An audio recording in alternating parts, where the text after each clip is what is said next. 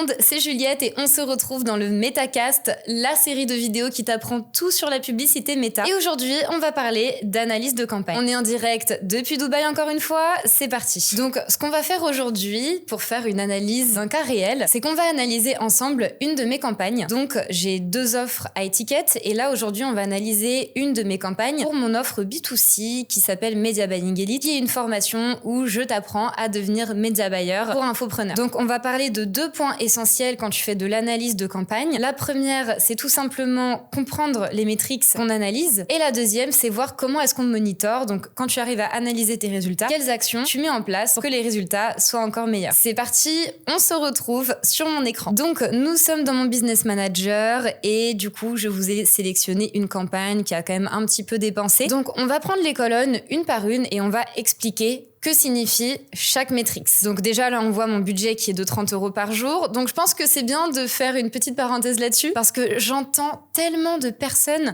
qui disent que pour faire performer la pub méta, il faut avoir un gros budget. Les gars, c'est totalement faux, d'accord? Donc, après, je vous recommande quand même de mettre au minimum 20 € par jour. Mais là, on voit qu'avec 30 € par jour, on le verra après, mais j'ai quand même eu de super résultats. Donc, je ne pense pas qu'avoir un petit budget soit un frein. Justement, je pense que sur la durée, la campagne tient encore plus longtemps puisque du coup, on va pas épuiser nos créatifs rapidement comme quand on dépense du 500 1000 € par jour. Donc je pense que c'est même un avantage pour ceux qui veulent commencer doucement ou alors juste garder un rythme tranquille avec les ads. Donc on est sur du 30 € par jour. J'ai dépensé 1662 € dedans et avec ce montant dépensé, j'ai pu récupérer 1194 leads pour 1,39 € en moyenne de coût par lead. Donc il faut savoir aussi qu'une autre croyance limitante de beaucoup de personnes sur la publicité méta, c'est que la pub méta coûte cher. Je pense que je peux vous prouver encore une fois que non, parce que on peut avoir plus de 1000 leads pour un coût par lead qui reste entre 1 et 2 €. Et je pense honnêtement que pour un lead qualifié, ce n'est quand même pas très cher. Bien évidemment, pour avoir ce type de coût par lead, il faut savoir élaborer de bonnes créatives, il faut avoir une bonne offre, donc un product market fit, et il faut avoir les bonnes méthodes de paramétrage de campagne également. Mais quand ces 3 points sont réunis, il n'y a aucune raison que vous n'ayez pas de coût par lead qualifié à 1 ou 2 €. Ok, donc le reach et les impressions, ça c'est quelque chose qui est très souvent confondu par les utilisateurs de la pub méta. Donc en fait, la différence, elle est très simple. C'est que le reach, c'est le nombre de fois où votre publicité a été diffusée à des personnes uniques, alors que les impressions, c'est le nombre de fois total où votre publicité a été diffusée. Donc ça peut parfois contenir la diffusion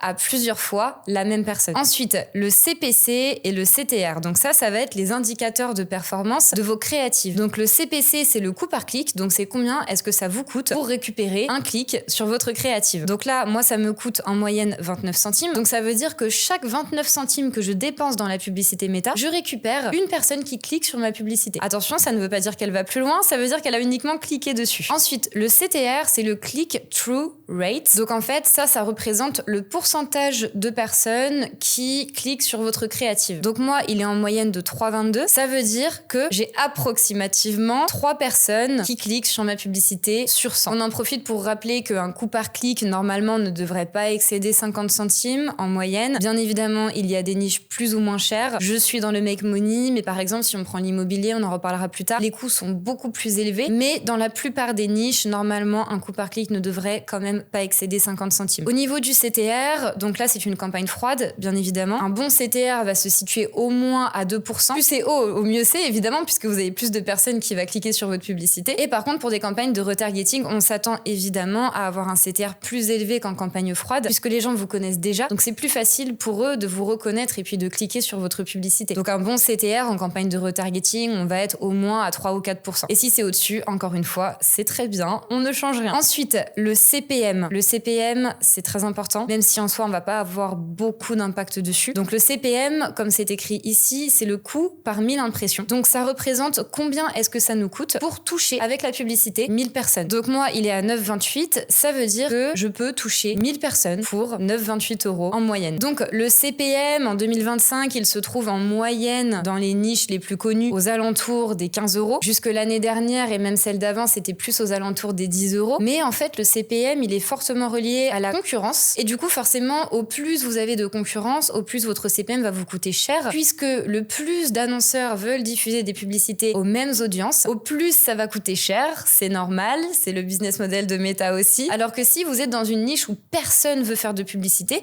vous pouvez avoir des CPM à 5 €. C'est quelque chose qui est totalement possible. Parce que pour comprendre comment votre CPM est déterminé, il faut comprendre qu'il y a 3 facteurs vraiment qui déterminent votre CPM. Le premier facteur, ça va être ce que je viens de dire, c'est-à-dire le marché, donc l'offre et la demande. Et si vous êtes déjà positionné, vous n'allez pas pouvoir y faire grand-chose. Ensuite, on a le deuxième facteur qui va être la saisonnalité. Donc en fait, les périodes où tout le monde fait de la publicité méta, forcément, ça vous coûte plus cher puisque tout le monde veut diffuser des annonces en même temps. Donc par exemple, toutes les périodes de Noël, de Black Friday, etc., forcément, ça va coûter plus cher parce que tout le monde veut vendre à cette période avec des promotions, etc. Donc les CPM augmentent en ces périodes, mais redescendent après. Malheureusement, on ne peut pas changer la date de Noël ni du Black Friday. Donc, on arrive au troisième facteur où là, on va pouvoir avoir beaucoup plus d'impact. C'est ce qu'on appelle l'engagement rate, donc en français le taux d'engagement. Donc en fait, il va falloir faire des créatives les plus engageantes possibles et ça va faire réduire votre CPM. Pourquoi ? Tout simplement parce que donc il faut comprendre le business model de Meta qui est de faire de l'argent. D'accord ? Meta, son but c'est pas de vous faire avoir les meilleurs résultats possibles avec vos pubs, c'est de vous faire dépenser le plus d'argent possible et les deux ne sont pas forcément corrélés. Et Meta, qu'est-ce qu'il souhaite ? C'est garder les personnes sur la plateforme le plus longtemps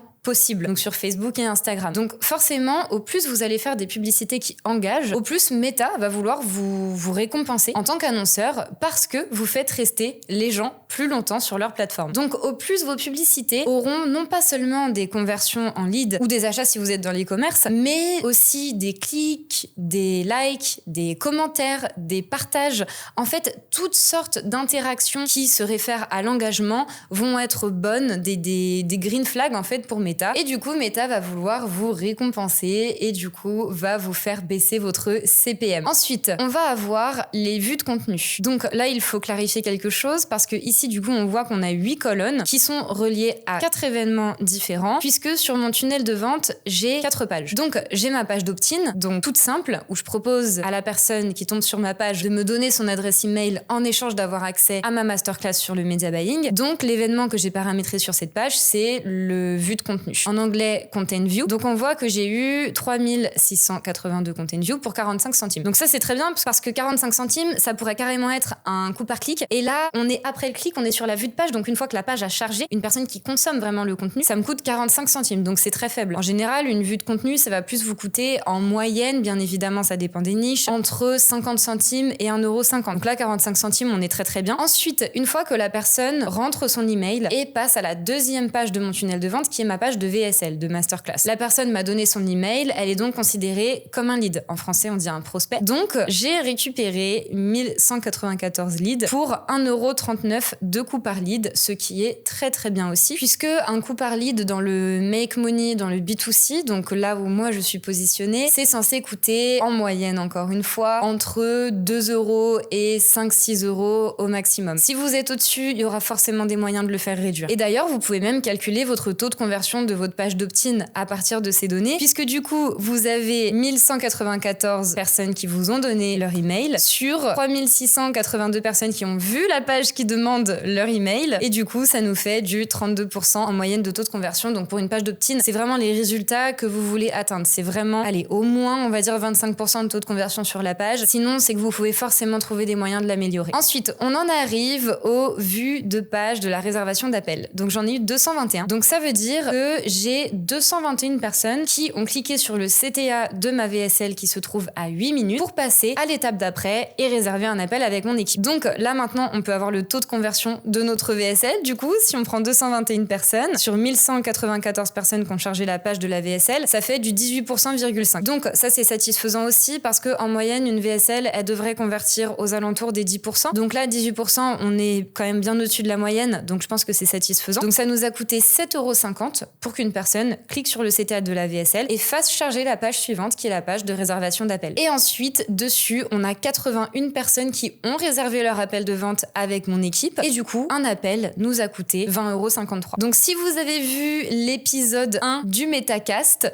vous allez reconnaître cette campagne parce que je l'ai comparée à une campagne en paramétrage Advantage Plus dans le Metacast numéro 1 et vous pourrez voir que ça, c'est des leads qui sont qualifiés puisque j'ai fait exprès de mettre du ciblage manuel dans cette campagne pour pouvoir vraiment cibler mon cœur de cible et je sais que ces appels étaient qualifiés puisqu'ils ont extrêmement bien closé alors que sur ma campagne en Advantage Plus, je n'avais pas assez de qualité de lead même si ça me coûtait moins cher et du coup, je l'ai coupé parce que au niveau des appels de vente, ce n'était pas assez qualifié. Donc là, je sais que c'est 20 € par appel quand même relativement qualifié. Bien évidemment, après, il y a les personnes qui ghostent, il y a les personnes qui cancel, donc mon coût par appel qualifié se situe aux alentours des 30 €. Mais voilà, un coût par appel à 20 €, c'est déjà très bien. Ce que vous pouvez viser si vous êtes dans le B2C, dans le make money, c'est un coût par appel, on va dire, entre 30 et 50 €. Ce sera déjà très bien, même si c'est possible de viser en dessous, si vous avez des bonnes créatives et un bon tunnel de vente aussi. Attention, parce que votre coût par appel ne dépend pas que de ça. Il dépend aussi de à quel point vous qualifiez sur votre tunnel de vente. Donc moi, par exemple, dans ma VSL, mon CTA, il est à 8 minutes. Donc c'est quand même assez tôt. Il y a des personnes qui font des VSL de 40 minutes avec des CTA à 30 minutes. Donc forcément, leur appel leur coûte 80, 100 €. Mais par contre, c'est des appels qui sont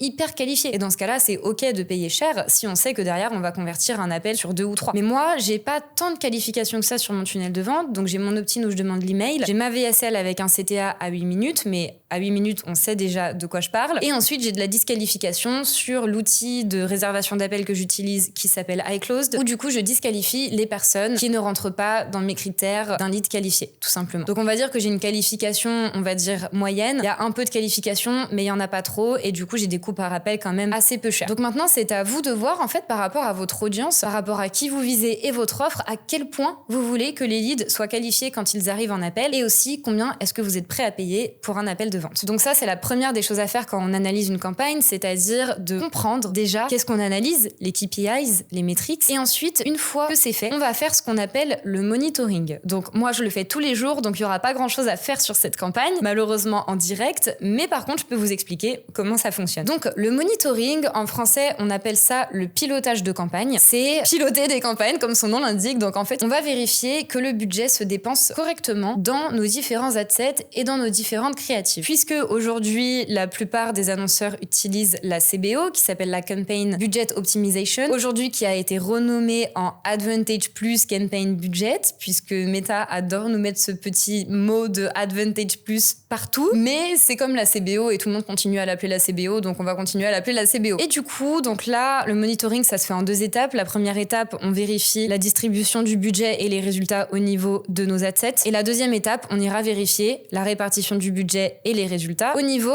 des créatives. Donc, première étape, au niveau des adsets. Donc, qu'est-ce qu'on va regarder exactement? Donc, moi, ce que j'aime bien faire, c'est trier dans un premier temps par montant dépensé. Donc là, on voit que clairement, l'adset où Meta a le plus dépensé, c'est le real estate investing et aussi le entrepreneurship. Et d'ailleurs, on voit que les 3 adsets où Meta a le plus dépensé, c'est-à-dire plus de 265 €, c'est les 3 adsets où j'ai eu les meilleurs coûts par lead, donc 1,33, 1,49, 1,19. Et que là où il a moins dépensé, j'ai eu des coûts par lead un petit peu plus chers. Ensuite, on va regarder, les CTR et les CPC sont très semblables. Et au niveau des coûts par appel, ça c'est intéressant parce que parfois vous verrez une vraie différence. Donc là, effectivement, c'est dans les 3 premiers où j'ai les meilleurs coûts par appel aussi. Dans finance, j'en ai eu un à 43, mais j'ai dépensé au total que 43 € dedans. Donc c'est trop tôt pour exploiter les résultats. Parce que imaginons que j'arrive à 50 € de dépenses et que je récupère un second appel, ça fait du 25 € par appel et c'est plus que satisfaisant. Et là, pareil, du coup, 17,5 de dépenses, mais on voit que le coût par lead est cher. Donc faut aller voir aussi à l'intérieur de l'adset si le budget a bien été réparti dans les ads et il n'y a pas encore eu d'appel. Ok, donc là, il n'y a rien d'aberrant, donc il n'y a pas vraiment de monitoring à faire au niveau des adsets. Mais le but du monitoring, c'est de repérer est-ce qu'il y a un endroit où Meta dépense alors que les résultats ne sont pas satisfaisants pour du coup turn on ici l'adset. Donc imaginons qu'en fait, là, dans finance, pour 43 € dépensés, j'ai eu que 2 leads qui me coûteraient du coup en moyenne 21 € et quelques par lead. Et en fait, il est hors de question que je paye 21 € par lead. C'est mon coût par appel. Je ne veux pas payer ça juste pour un email. Je veux payer ça pour quelqu'un qui a réservé un appel avec l'équipe. Donc, ce que je ferais, c'est que j'irai voir au niveau des ads et si vraiment les résultats ne sont pas satisfaisants, là, j'appuierai ici pour turn off cet adset ou ici en faisant turn off, tout simplement. Mais là, du coup, les résultats sont satisfaisants partout, donc on va les laisser. Là, c'est plus cher, effectivement, dans le broad. Ça me coûte pratiquement 2 fois plus cher d'acquérir un lead, mais il y a que 17 € dépensés, donc je vais attendre un petit peu plus longtemps pour avoir plus de dépenses dans cet adset et prendre des décisions sur de la data qui s'est stabilisée. Donc, on va faire un monitoring de créatifs dans ce premier adset. On ne va pas le faire pour les 5 adsets, sinon cette vidéo va être beaucoup trop longue. Donc, on va prendre Real Estate Investing. Ok,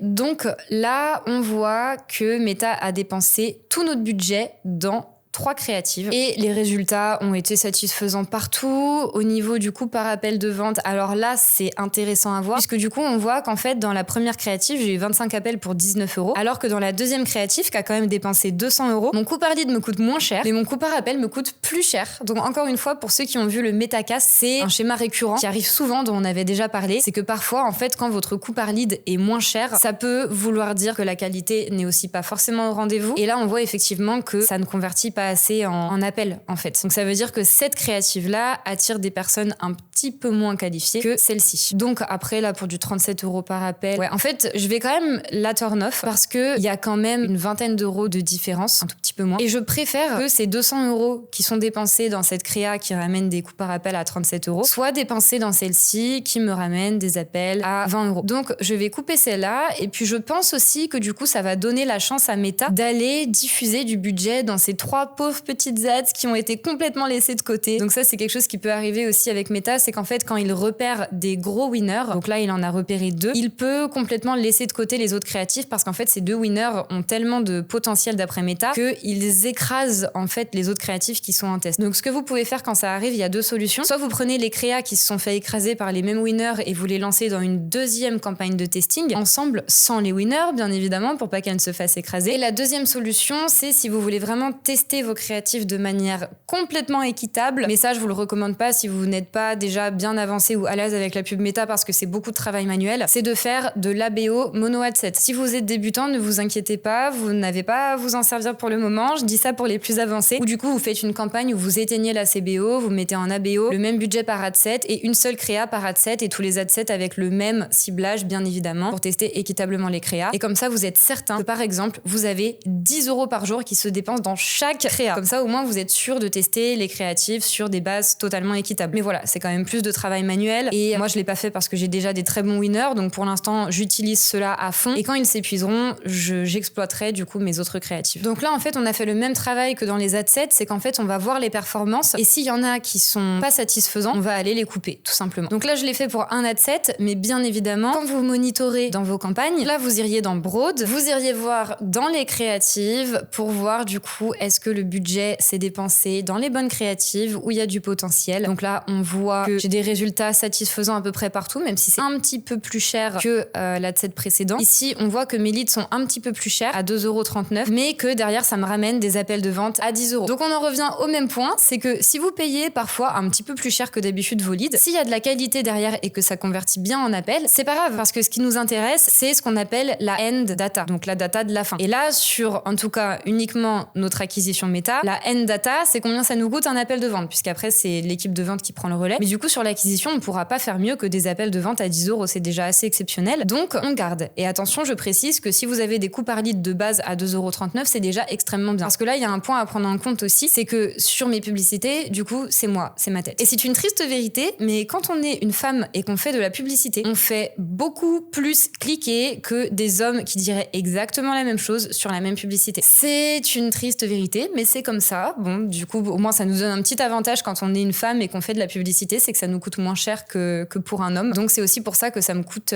si peu cher. Et aussi parce que je fais de la publicité depuis plus de 7 ans maintenant, donc je sais ce que je fais. Donc voilà comment on analyse une campagne. Donc évidemment, le monitoring sera à faire sur tous les ad sets. Et le monitoring, selon le budget qu'on a, c'est vraiment une routine qu'il faut se mettre tous les jours. Donc moi, tous les matins, en fait, la première chose que je fais quand je me mets sur l'ordinateur, c'est que je prends 10-15 minutes pour me poser sur mes campagnes, monitorer, vérifier que le budget est bien dépensé et apporter les ajustements nécessaires s'il y en a besoin. C'était tout pour moi aujourd'hui. Merci d'avoir regardé ce Metacast. N'hésite pas à t'abonner, à liker, à commenter, à mettre la cloche des notifications aussi pour recevoir des notifs sur la sortie des prochains Metacasts. Ça nous aide beaucoup dans notre travail. Et sur ce, je vous dis à très bientôt. C'était Juliette depuis Dubaï. Ciao!